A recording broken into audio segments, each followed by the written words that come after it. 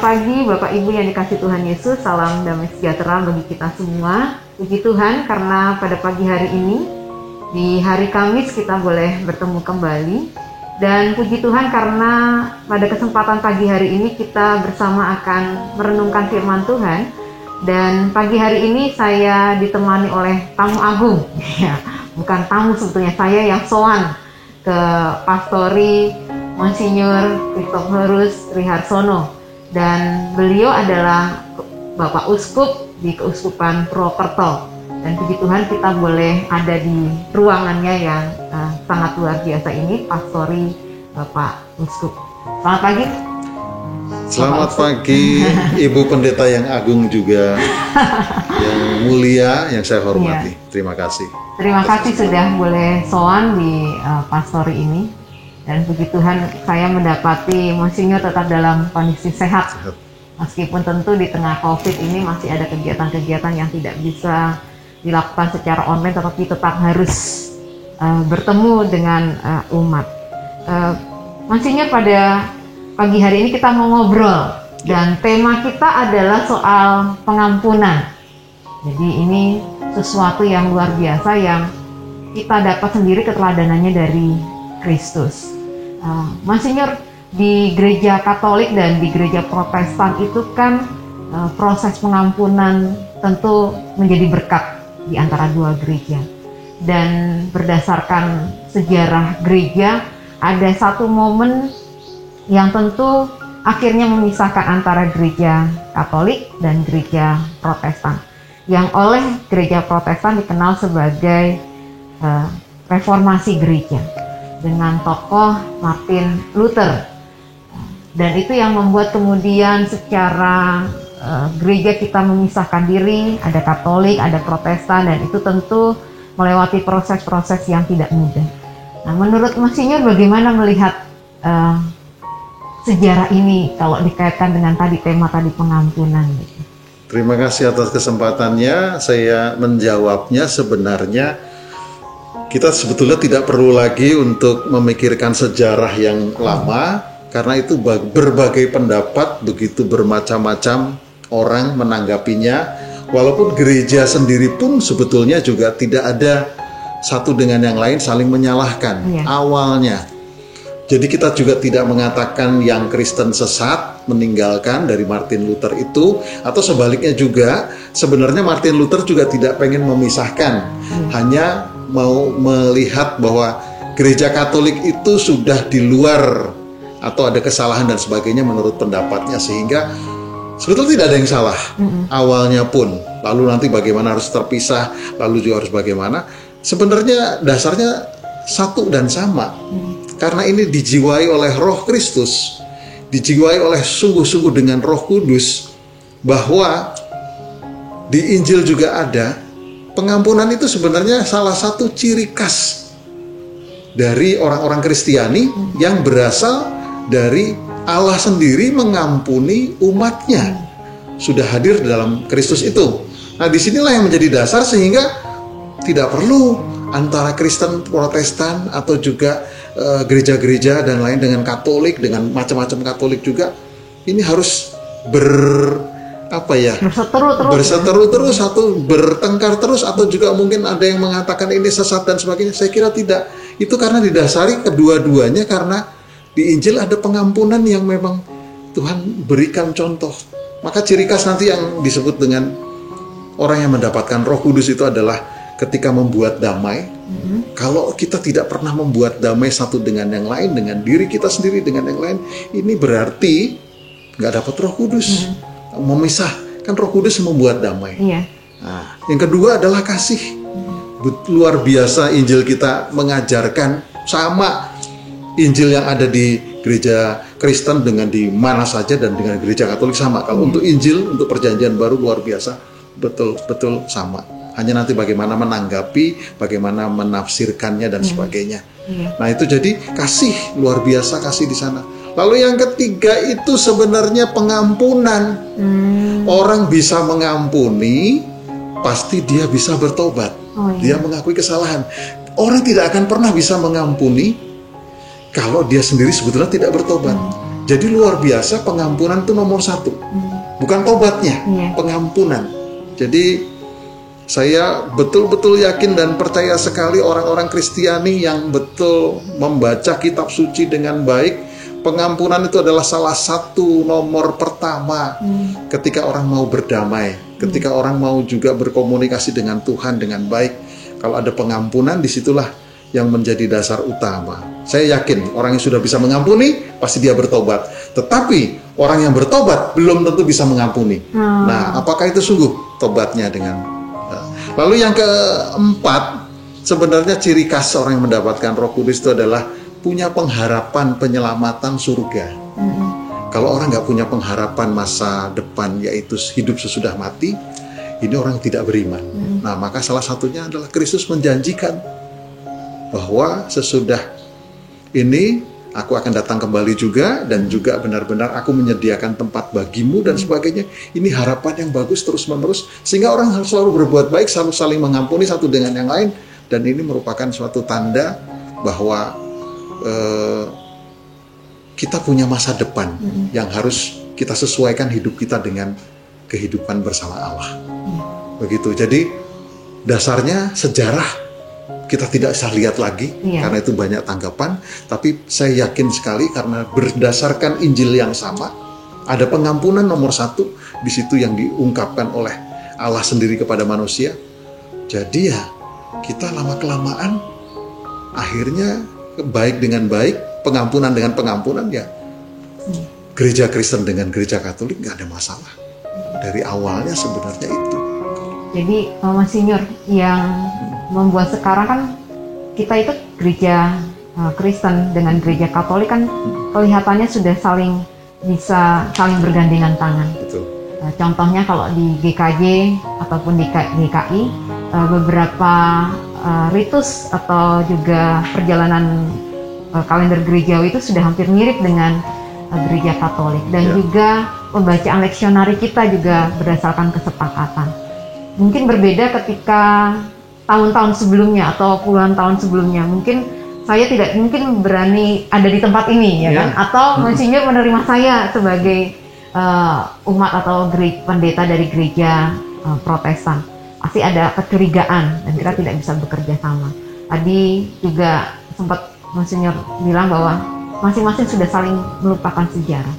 Apa sih yang menguatkan sekali kita bisa sekarang ini luar biasa bekerja sama? Saya bisa sering kontak dengan Monsinyur loh. Iya, Monsinyur. Kembali lagi dari awal tadi, kalau atas nama gereja, atas nama pengikut Kristus, atas nama kitab suci yang sama, sebenarnya juga tidak begitu, tidak terpisah. Itu hanya ada kelompok tertentu, ada orang-orang tertentu. Maka saya sampaikan kepada Ibu Pendeta juga, orang-orang yang punya otak lebih, orang-orang yang punya hati lebih, orang-orang yang punya rahmat lebih dari Tuhan, itu adalah orang-orang yang bisa melihat di tempat lain itu juga baik, di tempat lain juga itu ada sesuatu kebenaran, di tempat lain itu juga ada sesuatu kebaikan. Ini orang-orang yang seperti itu. Maka gereja ya itu, gereja Kristen ya itu, gereja Katolik seperti itu, sehingga sebenarnya awalnya tidak ada. Nah sekarang kalau lebih lagi boleh dan berani, ini hanya mungkin berjalannya waktu ya, tapi sebetulnya dasarnya pertama saya yakin baik. Dulu gereja Katolik belum bisa menerima ketika ada penangkapan yang berbeda satu dengan yang lain.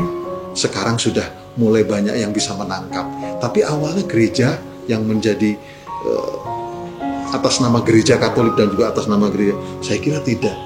Hanya orang-orangnya, oknum-oknumnya, atau persona-personanya yang sebenarnya ya seperti itu. Saya yakin sekali gereja Katolik juga tidak mengatakan yang meninggalkan lalu sesat dan sebagainya. Apalagi ada Konsili Vatikan kedua itu. Extra Ecclesiam Nulla Salus itu diartikan bukan di luar gereja langsung total nggak ada keselamatan sama sekali semuanya. Wah ini saya yakin Tuhan pun tidak berbuat itu. Saya yakin itu. Nah awalnya tidak. Jadi kalau sekarang tambah lebih akrab lagi ya, orang semakin membaca, merenungkan kitab suci dan semakin baik untuk lebih menghidupi, sehingga tidak hanya sekedar membaca lalu untuk diri sendiri, tetapi lebih mewartakan kepada yang lain. Nah, pengampunan itulah sebenarnya yang sudah dimulai dari dulu, lalu sekarang lebih tampak realitasnya. Bukan soal samanya, liturginya tidak, tapi pemahaman ketika membaca kitab suci, begitu agungnya Allah memberikan kasih, begitu agungnya Allah memberikan pengampunan, itu dirasakan oleh orang-orang yang membaca dengan sungguh mendalam dan merenungkannya. Sehingga ya mau tidak mau, roh itu satu yang sama, ya mendekatkan. Saya kira ke depannya juga selalu jatuh bangun, nanti ada orang-orang tertentu dan sebagainya. Begitu. Jadi kalau bisa saya simpulkan bahwa kenapa sekarang semakin manis relasi antara gereja Kristen dengan gereja Katolik. Tentu karena kita sudah semakin mempelajari dan mendapatkan refleksi dari firman Tuhan yang kita dengar. Dan memang kan kita berangkat dari sumber yang sama, yaitu Kristus sendiri. Dan ini yang membuat kesadaran di antara masing-masing gereja untuk memahami bahwa kita memang harusnya bisa saling menerima, mengasihi, dan mengampuni. Dan Monsinyur, ini ada di Matius 6 ayat 14 dan 15, bagian dari doa Bapa kami, hal berdoa itu ya. Maksudnya diakhiri seperti ini. Karena jikalau kamu mengampuni kesalahan orang, Bapamu yang di surga akan mengampuni kamu juga. Tetapi jikalau kamu tidak mengampuni orang, Bapamu juga tidak akan mengampuni kesalahanmu. Nah, Monsinyur, dari firman Tuhan ini apa yang bisa Monsinyur berikan bagi umat, baik itu umat Katolik dan umat Kristen, tentang pesan pengampunan dalam kehidupan sehari-hari? Baik, terima kasih. Saya yakin kalau kita membacanya secara letterlek, membacanya secara hurufiah, itu kelihatannya Tuhan tuh kok sifatnya sama dengan manusia, membalas. Cemburu, membalas. Saya kira kalau menangkapnya dengan dalam sangat bagus. Di mana sebenarnya orang sudah bisa mengampuni, saya bilang, kepada siapapun, dia sebenarnya sudah bisa mengampuni dirinya juga. Dan bahkan hubungan antara baik dengan, kalau kita sekarang baik dengan sesama, saya yakin sekali hubungan kita dengan Tuhan baik. Atau sebaliknya juga, kita udah berdoa baik kepada Tuhan, saya yakin harus dibuktikan kepada sesama menjadi baik. Jadi kalau sampai ada yang mengatakan, saya baik dengan sesama, lebih bagus nggak usah ke gereja, nggak usah bertuhan, saya bisa baik kepada sesama kok. Lihat tuh, orang-orang yang beragama berantem semua, musuhan semua. Saya yakin itu sebenarnya, sekali lagi, hubungan dengan sesama pun tidak bisa. Jadi harus dibuktikan betul-betul kalau kita bertuhan, berarti kita juga bersesama baik. Jadi nggak mungkin kalau sampai, apalagi ada orang ateis, saya sampaikan, nggak bertuhan, dia mengatakan saya bisa berbuat baik, yang penting omong kosong, tidak pernah. Ada Tuhan saja yang harus ditakuti, dia nggak buat sesuatu. Nah itu kebanyakan omong kosong. Jadi saya sampaikan, Tuhan pasti tidak begitu. Hanya menyampaikan pengampunan ini adalah dasar sesuatu kedamaian antara satu dengan yang lain menjadi baik. Pasti dengan Tuhan juga akan jadi baik. Maka kamu mengampunilah sesama. Kalau kamu nggak bisa mengampuni sama, kamu juga nggak akan pernah bisa. Artinya bukan Tuhan tidak mengampuni, kamu sendiri pun hubungannya dengan Tuhan jadi buruk, nggak baik, dan jadi nggak ada pengampunan. Tuhan memberikan pengampunan gratis, tapi kita nggak mau nerima, dan kita nggak mau terima dan sebagainya. Nah itu suatu tanda sebenarnya bukan Tuhan yang menghukum, bukan Tuhan yang, kamu sendiri yang nggak mau, kamu sendiri yang tidak saling mengampuni, sehingga kamu juga nggak dapat pengampunan. Jadi bukan Tuhan melakukan sesuatu balas dendam atau sama dengan sifat manusia, saya pikir di situ.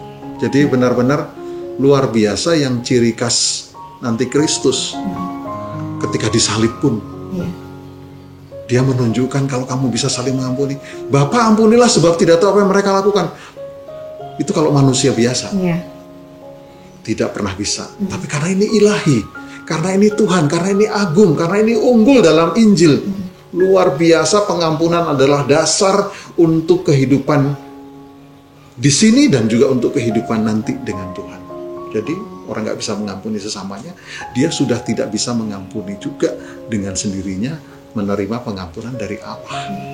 Jadi sekali lagi kalau bacanya secara letterlek, wah Tuhan begitu ya balas dendam kalau saya nggak ngampuni, nanti saya nggak diampuni. Bukan itu, tapi lebih kepada kamu sendiri tidak bisa menerima pengampunan dari Allah kalau nggak bisa mengampuni sesama. Jadi kalau buat umat, proses pengampunan itu adalah proses kita menyadari dan merasakan pengampunan dari Tuhan. Ya. Jadi kalau kita bisa mengampuni sesama kita bisa berelasi dengan baik, bisa menerima kembali sesama kita, sebetulnya kita tengah merasakan pengampunan yang Tuhan sedang kerjakan bagi kita sendiri. Ya. Ya. Jadi kalau ada orang yang masih menyimpan dendam, kemarahan, kebencian, sebetulnya dia tengah menutup sendiri ruang pengampunan yang Tuhan sudah berikan. Baik. Nah, itu tentu menjadi berkat bagi umat, baik itu gereja Kristen ataupun gereja Katolik. Siap. Bahwa relasi dengan sesama yang tidak percaya Tuhan Yesus saja kita bisa baik. Ya. Mengapa dengan relasi dengan yang sama-sama mengasihi dan percaya Tuhan Yesus kita tidak bisa saling bekerja sama? Tepat. Dan pengampunan itu kunci ya. Ya. Kunci untuk bisa berelasi dengan diri sendiri karena kita sudah merasakan pengampunan dari Tuhan, berelasi dengan sesama, dan tentu menjaga relasi dengan pengampunan Tuhan. Juga itu nanti mendasari yang lain. Ya. Orang bisa damai itu karena mengampuni.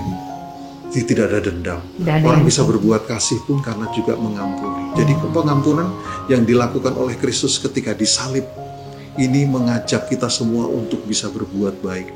Tidak ada yang memiliki manusia kayak Kristus, kecuali Kristus sudah menunjukkan, dan karena dia juga yang dari ilahi dan dia juga Tuhan, sungguh-sungguh jadi yang mampu. Yang lain saya yakin tidak, maka saya pengen menyampaikan luar biasa. Pengampunan Kristus ketika disalib itu adalah menjadi dasar pokok iman Kristiani untuk kedepannya. Ya. Jadi menariknya memang kalau dalam hal berdoa, apalagi ketika Tuhan Yesus mengajarkan doa Bapa kami, dia katakan dan dia akhiri dengan ayat, jikalau kamu mengampuni kesalahan orang maka Bapamu di surga juga mengampuni. Betul. Luar biasa.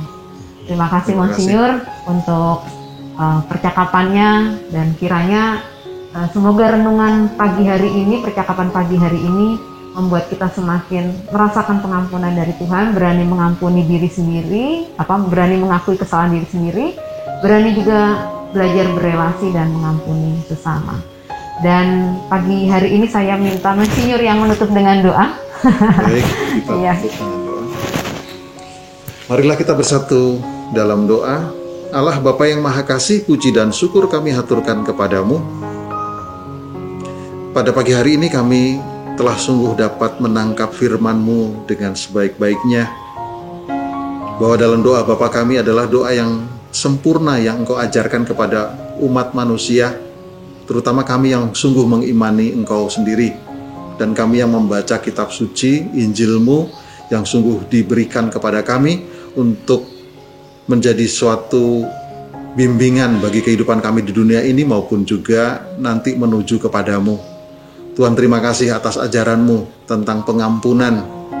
Kami sungguh-sungguh ingin bertobat karena kesalahan kami, dan kami pun merasakan pengampunan yang Kau berikan. Maka kami pun juga bisa mengampuni sesama, karena kami sudah bersuka cita. Segala dosa kesalahan kami Kau ampuni.